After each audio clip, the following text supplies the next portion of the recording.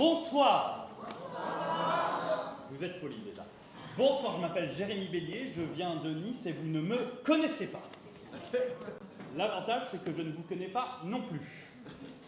Donc, en général, j'aime bien savoir à qui je m'adresse, donc je vais poser 2-3 questions, pas à main levée, j'ai pas envie de voir vos physiques alternatifs, et vous allez crier, d'accord? Donc, première question facile. Qui pense... Alors, vous criez. Oui.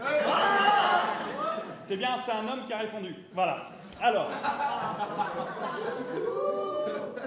Qui pense qu'il y a trop d'étrangers en France? Est-ce que le rire compte pour un cri? Ok, alors. Qui pense que demander au public s'il pense qu'il y a trop d'étrangers en France, c'est de mauvais goût et qu'en plus ça fait une deuxième question beaucoup trop longue? Ok, une salle de mélanchonistes. Ok. Allez-y doucement, je viens de Nice, hein, je vous rappelle. Hein, voilà. Alors, troisième question. Là, les mecs vont répondre rapidement, je pense. Qui s'est déjà dit en voyant Ivanka, la fille de Donald Trump, hein, qui s'est déjà dit en voyant Ivanka, et dire qu'il a fait ça avec sa bite?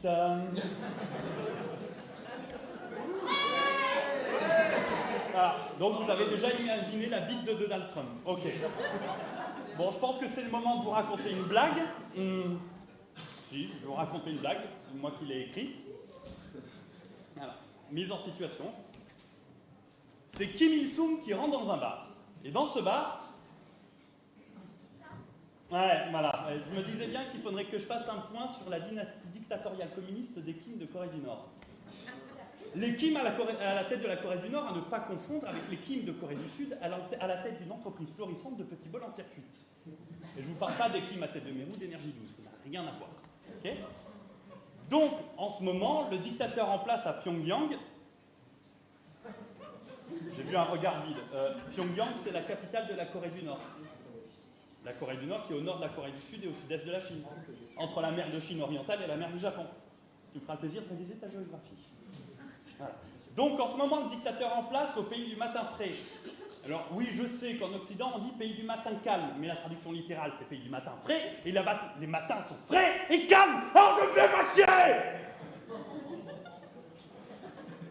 Elle fait 3 lignes, la blague, à la base. Donc, pourquoi je m'énerve? En ce moment, le dictateur en place à Pyongyang, la capitale de la Corée du Nord. Bravo! Le dictateur en place est Kim Jong-un, fils de Kim Jong-il, petit-fils de Kim Il-sung et arrière-petit-fils d'un connard qui aurait mieux fait de se coincer les couilles dans une porte. Donc là, dans la blague, c'est le grand-père, Kim Il-sung. On se détend, c'est une blague! Donc, c'est Kim Il-sung qui rentre dans un bar. Dans ce bar, il y a Jean-Paul Sartre. Alors, Jean-Paul Sartre, c'était un auteur existentialiste. Et il avait beau voir la vie en noir, il n'hésitait pas à se jeter un petit jaune de temps en temps. Comme ça. Donc, c'est Kim Il-sung qui rentre dans un bar.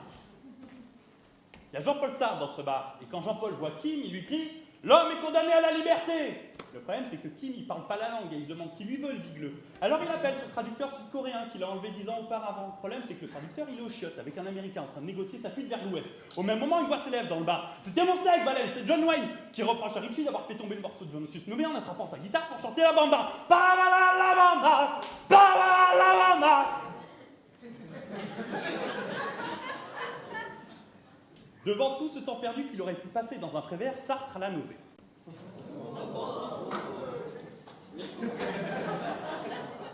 Et comme j'ai pas envie que Jean-Paul il gerbe pendant ma blague, on va partir du principe que Kim parle la langue.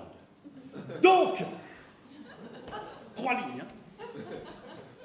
C'est Kim Il-sung qui rentre dans un bar. Dans ce bar, il y a Jean-Paul Sartre. Il le voit, il lui dit « L'homme est condamné à la liberté !» Et Kim lui répond sans accent « Ah bon ? Ah, parce que chez nous, l'homme, il est condamné à mort. » Vanne de dictateur. Merci.